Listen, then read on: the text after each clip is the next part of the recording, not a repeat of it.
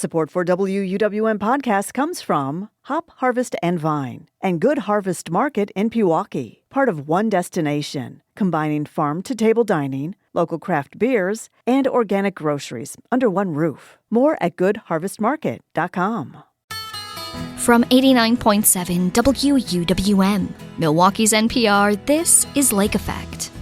I'm Joy Powers. Today we'll tell you how you can have a direct impact on how some of the city's annual budget will be spent. Then we'll look ahead to an event focused on changing attitudes around incarceration. Can we, with all honesty, get out of our own way so that we can produce better results with the carceral system that we currently have in our state? I say yes. Plus, in a new episode of Chirp Chat, we'll learn about a tracking system that's helping us better understand bird behavior. The word modus is derived from a Latin word meaning movement. Modus is basically a way that we can track migratory birds. People are familiar with songbird banding and GPS transmitters, but this is a completely different way that we can track birds. All of that is coming up on Lake Effect.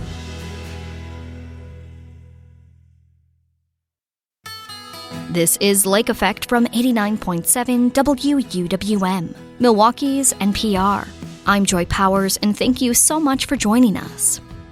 This week, Milwaukee's Common Council will amend next year's $2 billion city budget before finalizing it in early November. But there's a small pot of money that Milwaukee residents will have a direct say on how it's spent. The Milwaukee Community Impact Fund is $600,000 of city money. Residents will have the opportunity to propose ideas for how to spend it and ultimately vote on which projects get funded. This practice, known as participatory budgeting, is a part of public budgets worldwide, from South Africa to Eau Claire, Wisconsin. The goal of Milwaukee's version is to fund non-police solutions to public safety. Yolanda Odufuwa is a member of the African American Roundtable and serves on its participatory budget committee. They join Lake Effect's Sam Woods to discuss the origins of the fund and how Milwaukee residents can get involved. I want to start with an overview of the basics of the fund and how we got here. So what is the Milwaukee Community Impact Fund, and what does this represent for the city of Milwaukee in a nutshell? So the Community Impact Fund is focused on these one-time investments to improve the quality of life of residents of Milwaukee. What makes the Community Impact Fund unique is that everyday people have a say in how it's used, especially in this PB process. But also these type of projects are typically outside of the traditional structures of policing. So that's kind of like the unique opportunity that we have here. We are able to test these experiments of building community safety outside of police, but we also get to have a more democratic process in how these projects are created and ultimately funded. Can you give us a timeline of how we got here, starting from the launch of the Liberate MKE campaign in 2019? So that was a direct call for Milwaukee city government to divest money from the police department because they invest over $300 million each year in the police department, despite it not being effective for ending violence and other forms of conflict in our communities. And invest those funds into community services, things that improve the quality of life and have shown over and over again to actually decrease violence, decrease mental health crises, improve access to education, other things that generally improve the lives of everyday people. So that was the direct call of the Liberate MKE campaign. Early on, there were some concrete wins where they divested funds from the police department. And then in 2023, we kind of hit a bit of a roadblock with the introduction of Act 12 by the state government. It prohibited the city of Milwaukee from doing that divestment from the police department to community services. It also required that the city maintain its police force at a certain level and also restricted how Milwaukee could use revenue from the new sales tax in its overall city budget. So we already had the hurdle of the city investing hundreds of $millions in the police, but then we also had the state government throwing this extra barrier and extra control over our budget and how the revenue we produce is used. You mentioned Act 12. And I think Act 12 is typically talked about as a budget savior in Milwaukee. Particularly city leaders reference it as, we are in a better budget situation because of Act 12, because we now have revenue from a sales tax, as well as changes in a formula to the state shared revenue that helps us balance our budgets. But you mentioned these a little bit, but go deeper into the strings that were attached in Act 12 and how it relates to this participatory budgeting effort. Yeah. So in exchange for this authority to implement the new sales tax, City of Milwaukee was required to return at least 25 school resource officers to their public schools, even though there was a really long and hard-won fight to get officers out of Milwaukee public schools. Even the school board agreed to have those officers removed. Act 12 requires at least 25 to be across Milwaukee public schools. It also limits the ability to control our city budget.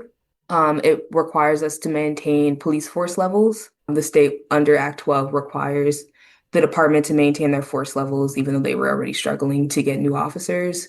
It requires police force funding to stay the same, even though we spend over $300 million on police and policing. It hasn't been proven to improve the quality of life or safety in the city. But yet the state still requires this. It also limits diversity partnerships. The city of Milwaukee actually made a bit of progress in partnering with nonprofit organizations in all parts of the city to reach young people in a more effective way. But Act 12 kind of limits the ability for the city to do that, especially diversity initiatives. It's been framed as like a way to save money, this way to balance our budget, but the cost to Black people in the city, in this county, is beyond any sort of economic benefit that the state or city government's been able to articulate. Before asking my next question, I want to note that participatory budgeting as an idea is not a totally new idea. This is something that has been tried all over the world, all over the United States, including here in Wisconsin in Eau Claire, where $300,000 was allocated in a similar manner. But would you say that the goal of this campaign in Milwaukee is to find and fund ideas that ensure public safety without policing? Is that a fair encapsulation of the goals of this campaign? Yeah, I think PB challenges the typical process, and it also challenges what we tend to believe is possible. It's kind of the exact opposite of what Act 12 was. Act 12 was extremely anti-democratic process. PB is a very democratic process of shared power and community. Even though it's city government allocating the initial funds, a community-led steering committee typically designs and oversees the process, ensures that residents are able to create the ideas for projects. And then those projects are collected and put into proposals for ballots that they then vote on. So in Eau Claire, there was like different projects around wheelchair accessibility, some around food, others around streetlights. There are things from small to large that will dramatically improve the quality of life of people, even though Eau Claire only started with 300,000. And here in Milwaukee, we're starting with 600,000. And even though it may seem like a small amount of money on paper, I think this kind of sets the stage for what our future can look like. So let's get into that future. So how does this process work? Who gets to vote on how these dollars are used? And what is the timeline for implementation as far as we can tell right now? So far with the implementation, we've actually been pushing the Common Council to make progress in establishing a steering committee. One of the asks we're making right now is for residents to call or email their representative on the Common Council to put forth candidates for this steering committee.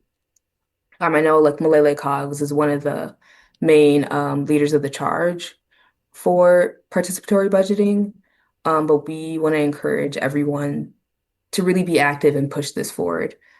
Because one of the one of the big issues with our city government is that funds that are allocated for one thing often are pulled for something else if there isn't enough movement on that budget item. So we're hoping that like once that steering committee is established, that there isn't the possibility of the funds being taken away and allocated towards something else. So really, once the steering committee is established, they then finalize what this process looks like. For example, in Eau Claire, that steering committee created a way for both digital and in-person collection of ideas for projects. They also had like delegates to have like listening sessions, go to community events, do some canvassing as a way to collect these different project ideas. That steering committee then kind of condenses those ideas into more concrete proposals. And then there's a final voting period where the main projects, the final projects, they're typically about like 5 to 6 that people vote on, are on a ballot. And I'm hoping that in Milwaukee we have like a digital option as well for the ballot. And typically public spaces are used in the voting process, like libraries or like polling locations that are used in elections. It's intended for everyday people to be involved, both in the design and also even the final process of voting. It's a more democratic way of making decisions, and I think it's a more ethical way of making decisions because people are more active. They're actually thinking about what is going to be beneficial for themselves and their neighbors, as opposed to going to the Common Council on a weeknight begging for these different things to be funded, begging for a divestment from policing. This kind of flips it on its head where the people are directly creating the projects or supporting existing projects and asking, demanding that funding be directed there, and it actually ends up there. So you got to this a little bit earlier, saying that people interested in this process should call or email the representative on the Common Council to push them to set up a steering committee to get this process going. But I want to ask you directly, how can people who are interested get involved right here in late October 2025? Yeah. So I would say there's a few ways. Like in addition to calling their reps, I believe that you should support the African American Roundtable in any way you can, whether that's donating, whether that's putting your own name forward for being on that steering committee, also going to community events and kind of learning more about PB. Also, like a smaller way to be more involved is actually talking to your neighbors, actually learning about who they are, learning about what they care about, learning about what affects them, and that'll actually help us create project ideas that are impactful, that actually reflect the spirit of a community transformation fund. So much of our power is dependent on everyday people coming together. And I think a part of that is being able to build connections, both small and large. So knowing the people around you and then working together to contact your representatives and attend community events and participating in this process. So from your perspective, what do you hope comes of this process? I'm hoping a few things. The first is that there's renewed spirit and energy around everyday people participating in the budgeting process. I think over the years, people have become discouraged because they see the same decisions being made around our city budget, despite extreme support for divestment from policing and investment in community services. I think this PB process will re-energize our communities, renew some faith in democratic processes. I think I'm really excited about the different projects that are going to come up. How are we going to challenge our imagination?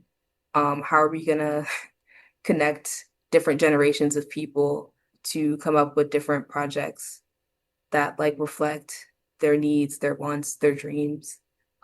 In the community event the other day we had on Saturday, some of the projects people mentioned were like rehabilitating a senior center at McGovern Park that was shut down because of the flooding, but also reopening that space for multiple generations to receive services, have community dialogue.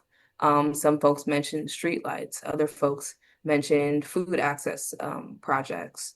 There's just like a wide range of needs, but it also invites a wide range of ideas in a wide range of possible solutions to the different forms of pain, different issues happening in the city.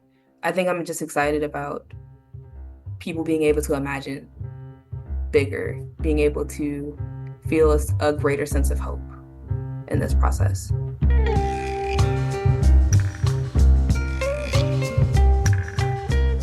Yolanda Odufuwa is a member of the African American Roundtable, serving on its Participatory Budget Committee. They spoke with Lake Effect Sam Woods.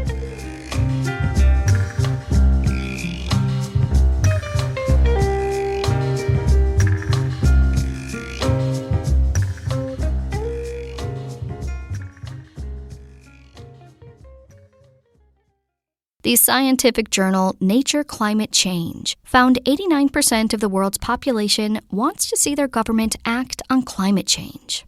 As the annual Global Climate Change Conference is about to kick off in Brazil, we're looking at attitudes on climate change here in Wisconsin. WUWM environmental reporter Susan Bentz checked in with Cody Kamrowski, the executive director of the Wisconsin Wildlife Federation. The Wisconsin Wildlife Federation, we are 76 or 77 years old now, and we are an affiliate to the National Wildlife Federation. And we are standalone, separate nonprofits, but we choose to work together. So we don't necessarily have a thumb over one another, but we benefit mutually from these relationships. And the Wisconsin Wildlife Federation has a very similar structure. We have over 200 affiliated clubs, organizations, grassroots, advocacy type organizations. If they have an interest in natural resources, they can become an affiliate. And it really gives us a lot of strength and unity in the state legislature, as well as talking about conservation issues, because we represent so many groups from across the state, ranging on size, economic status, as well as geographic expanse. Our bread and butter is in policy advocacy and educating the public on natural resources issues. Across the world, 89% of people feel that governments should act on climate change. So talking to some hunters and anglers, I got a variety of thoughts on that. Is that what you would find within your organization? Yeah, which can make it very tough sometimes for us to move in a positive direction, but we have, and it's come through long education and awareness. At the end of the day, leaning on the science and seeing what the science says, and it's clearly pointing that this is happening. So we do need to figure out how to get on board and try to advocate for climate change adaptation for our natural resources management, or ways to reduce the impacts of climate change, or invest in renewable energy. As you meet with organizations, as your committees meet, is that language, is climate change baked into the workings of the thing, or are you looking at how can we best conserve and how do we adapt and steer away from that term, climate change? Sometimes it depends on the demographic that we're like. For me, for instance, if I am going to, say, inner city Madison to talk to a conservation group about, water quality, I can be pretty easygoing with the language of, climate change, climate adaptation, carbon capture. But if I'm going to a very rural northern Wisconsin organization or a rod and gun club close to my house, I can use it. I just need to be pretty tactful with how I use it and the implications of it. And I don't think it's from a lack of understanding climate change. I think it's just with our hyper political world we're in today. And again, this is me personally thinking it's a little bit more about branding and the messaging of it. And I think that's what, people get put in these camps of, pro versus anti. And what has worked really well for me in these conversations is talking about actual tangible impacts for people. We measure rainfall in inches now, not tenths of an inch. 20 years ago, everything was a tenth of an inch. Or for ice fishing, well, it's hard to even get ice or, good safe ice for the year, or good snow cover for snowmobiling.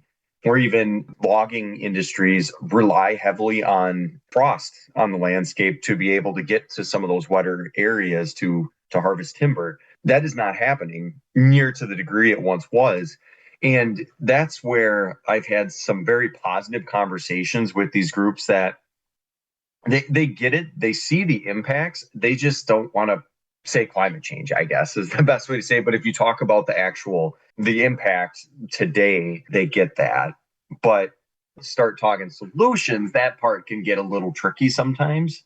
Your organization and your member organizations are actively working to protect, to conserve our natural resources, the wildlife, the forests, the wetlands, all of these elements of our world. But the term climate change has become increasingly politicized.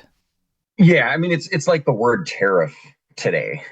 Maybe it's a poor analogy, but it's maybe just a contentious word that, I don't know, it's maybe more symbolic, and that's what I receive pushback on.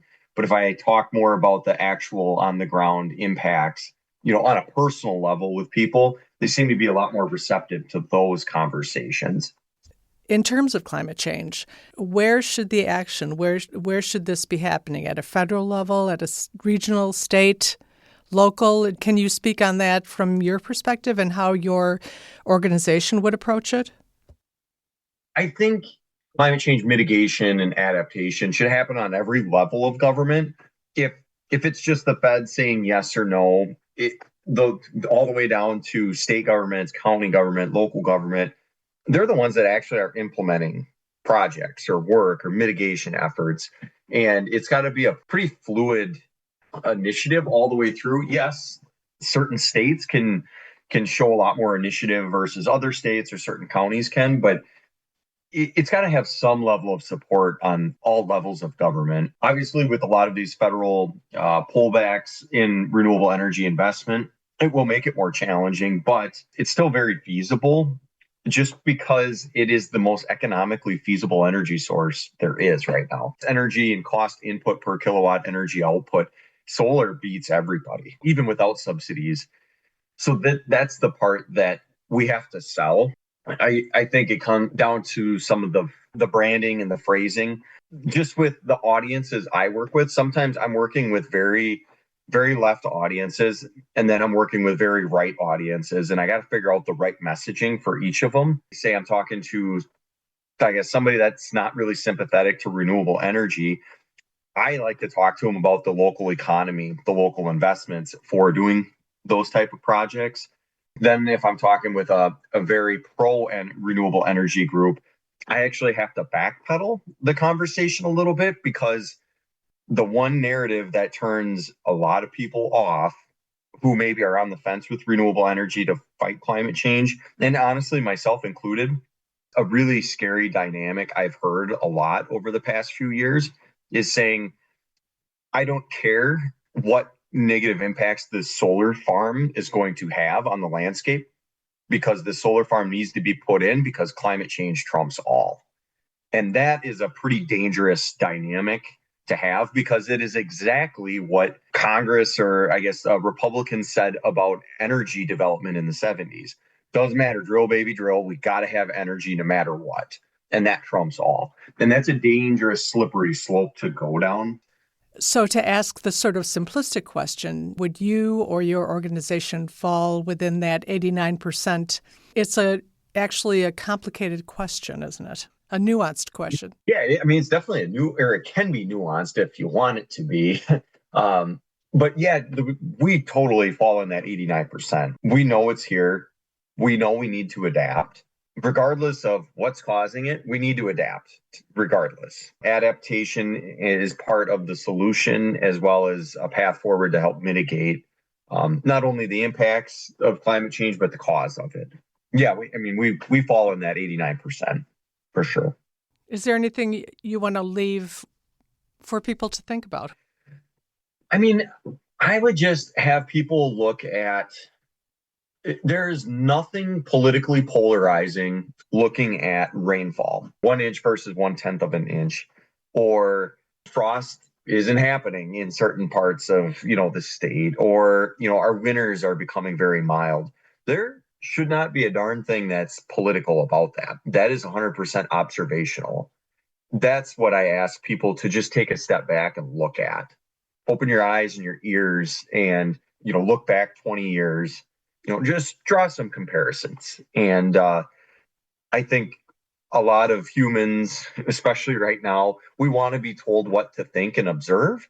And I think if we just take a step back and live for ourselves and actually think for ourselves and observe the natural world around us, I think that it will be the single most enlightening thing right now.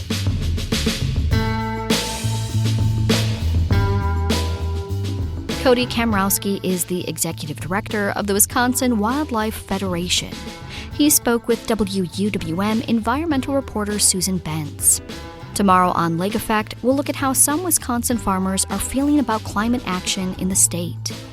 In about 15 minutes, we'll learn about a new approach to tracking birds in a new Chirp chat. But first, we'll look ahead to an event hoping to change the narrative around incarceration by educating people who haven't experienced being detained. That's coming up on Lake Effect on 89.7 WUWM, Milwaukee's NPR.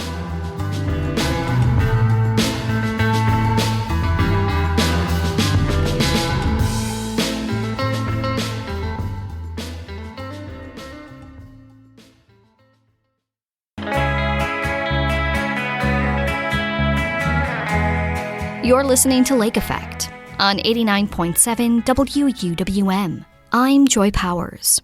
The Community is a Milwaukee organization working to change the narrative around people with criminal records. The group is creating a conversation about how the justice system impacts people and how it can change for the better. Next week, the Community, along with partner organizations, will host the 5th annual Correcting the Narrative celebration. It's a week of events confronting the realities of the criminal legal system. To learn more, WUWM's Eric Von Fellow, Maria Peralta Ariano, is joined by the Community's Executive Director of Correcting the Narrative, Carl Fields. So the community focuses on involving everybody in our community on all sides of the prison system to just kind of educate each other about what the experience is like, some of the struggles that they go through, and what we can do to kind of reinvent how we are looking at not only the justice system, but also the people who are going through it. So can you talk to me right now about what is the current narrative that we are trying to correct, and why that matters in a state like Wisconsin and a city like Milwaukee? Well, I would say that the current narrative is one dominant narrative and a bunch of smaller narratives. We certainly are working hard, not just at the community, but organizations overall, to bend, flex, or quote unquote, correct that. And reason being because that narrative speaks to people who are system impacted, people who are justice impacted, i.e. having been convicted of a crime, having been in the system through the system, as people who are incorrigible, people who are not worthy of investment. There's a big deserving versus not conversation involved in this whole ecosystem that we work in. And one of the things that we push hard for is two things. One is the way with which a person carries their accountability for their choices. The other is how a person is allowed to come back into the community, and if that receiving of a person is done well. And we believe that it's not. We also believe that that is because of the things that communities tell themselves, but also our investment or lack thereof in people coming back well. How many of these weeks of correcting the narrative have we seen? Is this annual? Is this monthly? How often are people getting the chance to really involve themselves with the organizations and the partners that you guys have? Well, I would say that this is currently our 5th annual celebration. We've partnered with a lot of different orgs. We are partnered with a couple of different groups, like with the birthing simulation. Ostara is a key partner in doing that. They'll be leading that work on Monday and Tuesday. We also are partnered with a group called Pro Se, which is a new non-legal advocacy group for those on parole, probation, and supervision. And couple that with some major partners like Ascendium, like the McNeely Prison Education Consortium. And we got something really, great going on, because UWM is also one of the biggest partners in this work right now, and where the majority of our events are going to be. So we're just looking forward to both educating some people, opening the eyes of the community as a whole to what it means to make a poor choice, go through the steps that it takes in correcting that, and be received well by the community, because ultimately that's what the investment was about. Still sticking with the events that we are looking at, we have a few that are coming up. Prison birth simulation, which you had brought up. We also have a solitary cell experience, a criminal legal system simulation as well. So the trend is that a lot of these events are simulations. They are situations that are meant to put the participants in the shoes of people going through these experiences. Why did we choose simulations to be the basis of these events instead of having a week full of real screenings that are also featured, or just open dialogue with communities? Well, one, we do open dialogues in communities in other times and seasons of the year. This is one of those times where each and every annual celebration has been a different bite at the apple. This particular one, we've done a lot of different simulations because we've worked our way up to this. The birthing simulations have gone well around the state and around the country. The supervision simulations have gone well. Our particular focus with our simulation is long-term supervision, and what that means. If the focus and the goal of corrections is to be rehabilitative and bring people back well, lower the recidivism rate, and put tools in the kits of the people who are in their care. Is that happening, and what does it mean? When is a person, quote unquote, rehabilitated? And the current measures, are they accurate enough? Are they too low? We believe that, at least from a personal perspective, we believe that the recidivism rate measure is too low a bar. We need a much higher bar than that. We certainly need to be able to track that alongside people in the community. You had mentioned that you guys also do other events, and can you talk to me a little bit more about those as well? How can someone still be involved with the community? How can someone still open their minds to these things and really work on correcting that narrative outside of this week? Sure. Well, I would say they could hit the website. They can look at several different opportunities to both get involved. We do take on volunteers often, but not in droves, but we certainly do direct people accordingly to that. One of the things that we do on a yearly basis, throughout the year that is the screenings, the panels, and that is also going to be a part of the week. It's called Reels and Reflections. That's going to be on Wednesday. The solitary confinement experience is going to be Wednesday 2 to 5, and the screening of 3 different documentary movies is going to be after that at a building just across the way at UW Cinema at Student Union. The way in which we're doing that, we're doing 3 in 1 there, but we normally screen a movie, we have a panel, and we invite communities to come in and have conversations around that. We do that several times a year, and so be looking for the next one sometime soon. Why, for this one, did we choose 3? That is a great question. All 3 of them are relating to higher education in prison, and why and how that's important, and different states around the country do it differently, and so the films are to show that. We've invited panelists from around the country to come in and speak to this as well, but also what does that investment look like here in Wisconsin, and can we, with all honesty, get out of our own way so that we can produce better results with the carceral system that we currently have in our state? I say yes. As someone who works closely with this and sees people experience the different events that you guys put on and are active in the conversations, what do you hope people take away from these different events? I would want people to understand, especially, those from Wisconsin and those who wish to have influence on Wisconsin life and Wisconsin communities, is that we have this passion about people being accountable, which is justified and very righteous. That does not mean that we treat people or sanction the treating of people badly.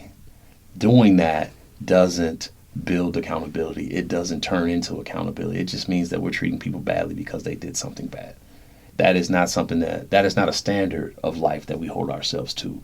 And we cannot have a high expectation of people to come home and not recidivate if that is the standard practice. I would hope that that comes out in a way that shows we want to have everyday people understand what the carceral system is doing. Corrections is a system that has a mandate that we believe can be higher than what it currently is. On paper, it says a thing. We do not believe that it is living up to that level of a measure as of yet. We believe this is one of the ways that we go about laying that out for everyday people, but also building connections so that we can work with system and system actors to get it done. Is there any event specifically that you are looking forward to, or something that occurs with every celebration that you are looking forward to, and why? Well, I'm pretty, I show up quite a bit on the week's calendar. I be the host and the moderator for the Reels and Reflections on Wednesday. I will be at the solitary confinement cell truck for those who want to come out and have a conversation about this further. I'll also be the person leading the charge when the simulations get going. I think being in a simulated exercise really helps a person to get in their guts, and different sorts of things start to spark. I talk about it all the time when it comes to football. You know, I'm a Bears fan, so I know I'm behind enemy line, but that's okay. Very dangerous for you right now. Indeed. We talk about all the time how, making a statement about the guy who missed that catch or, he didn't get that throw right. That's very easy to say from the couch watching it on a weeknight game. It's another altogether to understand the level of athleticism that it takes to play to do that. That is an extremely hard catch to catch. If you don't understand that, it's easy to be displaced. It's easy to make statements like that one. And so I think the same goes for corrections. We want people to understand that we are living up to our ideals as a state and as a country ultimately. When we take people out of the community, we're simply not taking them out of the community because they've done something wrong, but because we want to help them make the necessary behavioral adjustments that produces public safety.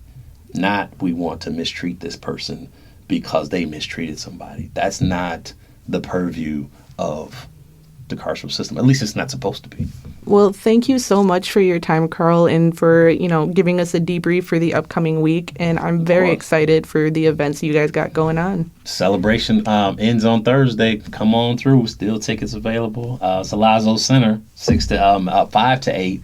And anybody who needs some help with receiving a ticket, give us a call. Talk to us on the website. We'll figure something out. Either way, we want you in the building. We want you in the space. We want to celebrate together. That's how we do it.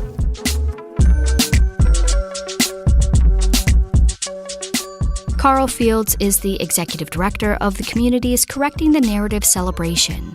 He spoke with WUWM Eric Vaughn Fellow Maria Peralta Arellano. And did you know you can listen to Lake Effect as a podcast? Search for Lake Effect wherever you get your podcasts to download and listen on demand. We've got a new episode of Chirp Chat coming up next. We'll learn about the Modus wildlife tracking system next on Lake Effect on 89.7 WUWM, Milwaukee's NPR.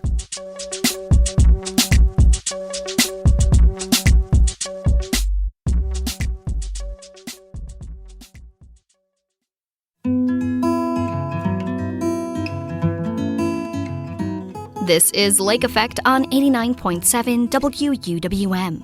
I'm Joy Powers. There are many ways to track bird migration. One of the newer methods being used in Wisconsin is called the Modus Wildlife Tracking System. It's an international research network that uses small radio transmitters to track bird movement. Jacob Wolf is the Modus coordinator at the Lake Michigan Bird Observatory. since Wisconsin falls along a migration route called the Mississippi Flyway. He says more MODIS stations are needed to adequately detect birds. Lake Effect's Excret Nunez speaks with Wolf for this month's Chirp Chat to learn how MODIS works and what it tells us about bird behavior. For people who aren't familiar with MODIS, what is this tool and does the word MODIS mean anything? The word modus is derived from a Latin word meaning movement. Modus is basically a way that we can track migratory birds, not only migratory birds, but birds and other animals too. People are familiar with songbird banding and GPS transmitters, but this is a completely different way that we can track birds. And so we're here just outside of Port Washington at one of Wisconsin's MODIS towers. Can you describe what the tower looks like and how the radio telemetry system works? Sure. So MODIS stations typically have an array of antennas ranging from 3 to 5 antennas, and each antenna is directional, meaning it's only listening for tags in the direction that it's facing. So anytime a bird carrying a specific transmitter flies by the station or within range of the station will detect it and it'll log it, and then the MODIS wildlife tracking system decodes that data, and then you're able to tell what bird actually flew by the station.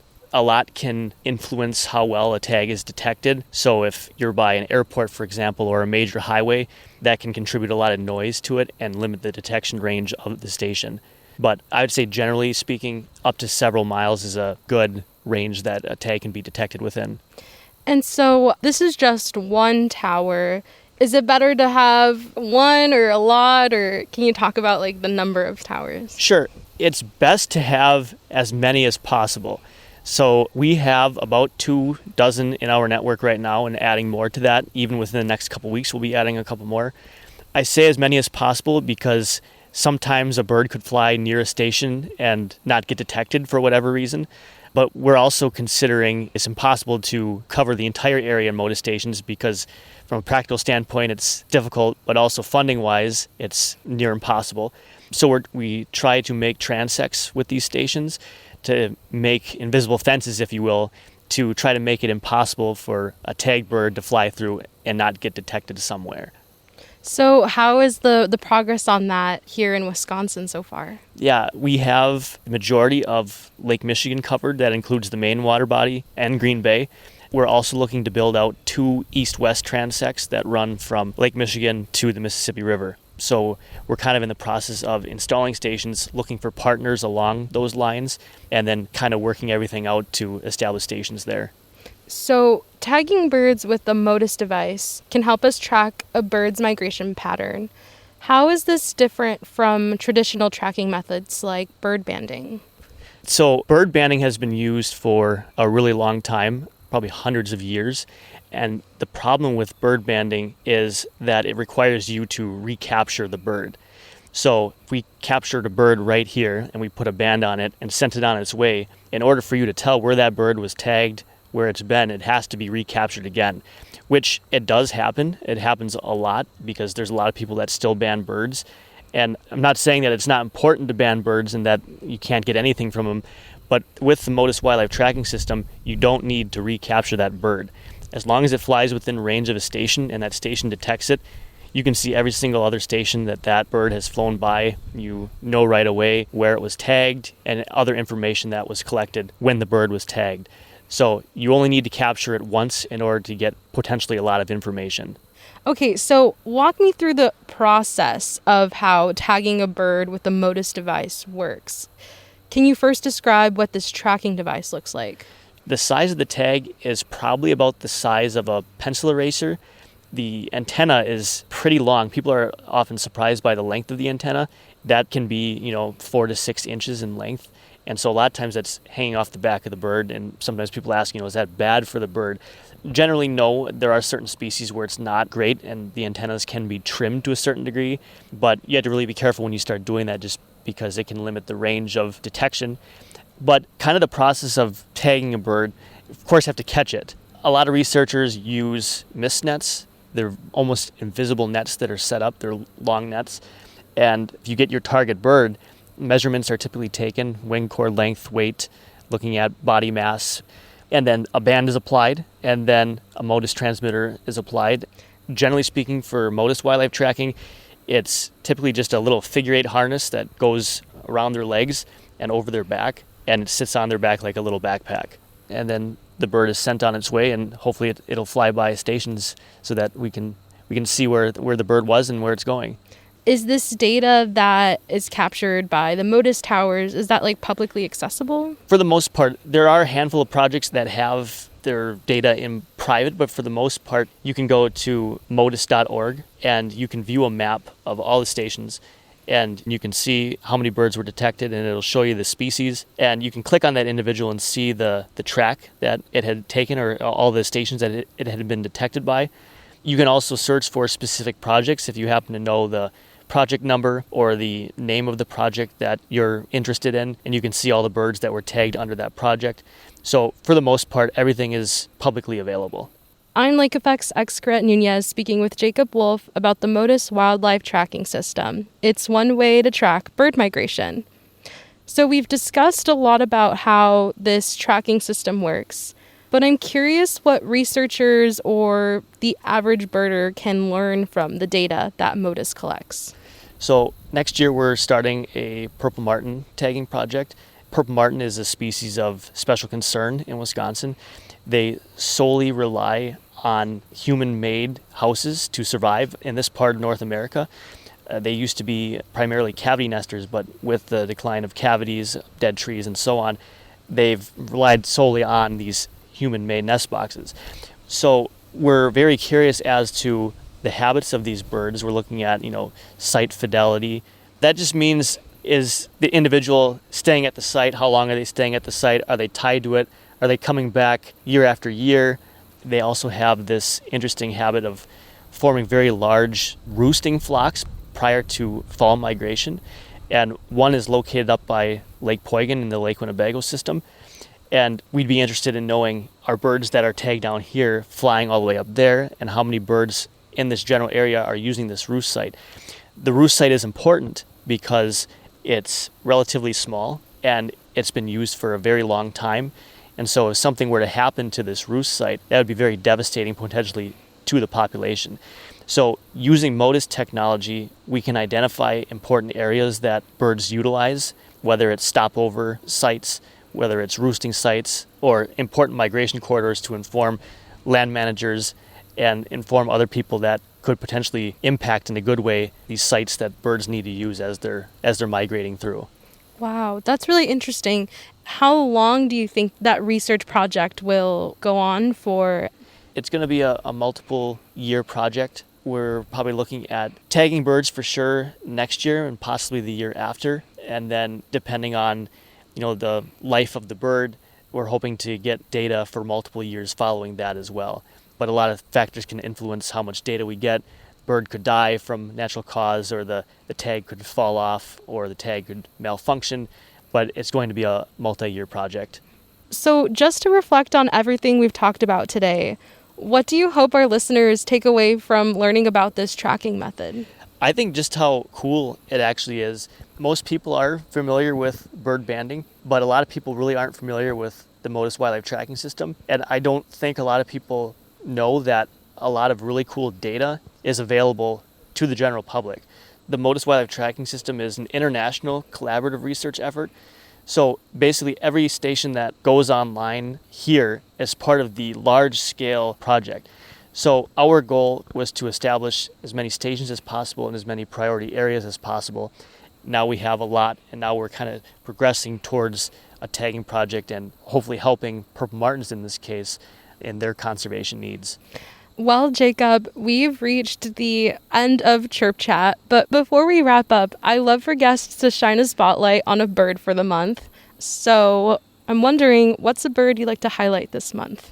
Has anyone done ruffed grouse? No. I really like ruffed grouse. I spend a lot of time up in northern Wisconsin, and they're kind of a chicken-like bird. They are primarily a ground species, so they'll forage and stuff on the ground, and they'll typically only fly when they go to roost or if they're frightened. They have a crest, and they're generally brown. Some of them have slightly different color morphs, where they're more reddish, some are more brown, some are a little bit more gray. But yeah, just a kind of a stocky chicken-like bird that's smaller than a chicken. And the males do this very neat mating ritual known as drumming. It's a display used to attract females. They'll stand on a log and beat their wings, and it's a beat that starts off very slow and ends very fast. It's similar to like if you're pulling on the cord of a lawnmower, but then the drumming just all of a sudden stops.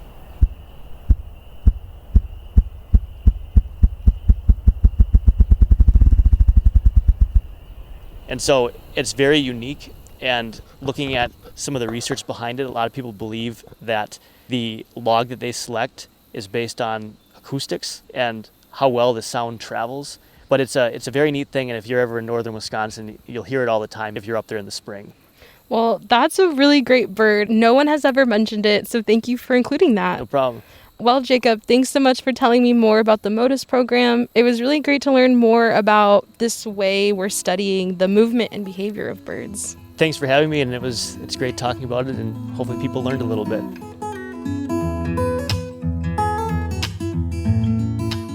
Jacob Wolf is the MODIS coordinator at the Lake Michigan Bird Observatory. He spoke with Lake Effect's Excret Nunez for a monthly series we call Chirp Chat. And that wraps up today's show. Thank you so much for being here with us. I'm Joy Powers. If you missed any of Lake Effect this week, you can find all of our conversations at WUWM.com. If you'd like to take the show on the go, you can download the Lake Effect podcast wherever you get your podcasts. Tomorrow on Lake Effect, we'll learn how the Milwaukee Community Land Trust helps get residents into affordable housing and learn how home ownership impacts people and the wider community. Thanks so much for joining us right here on listener-supported 89.7 WUWM, Milwaukee's NPR.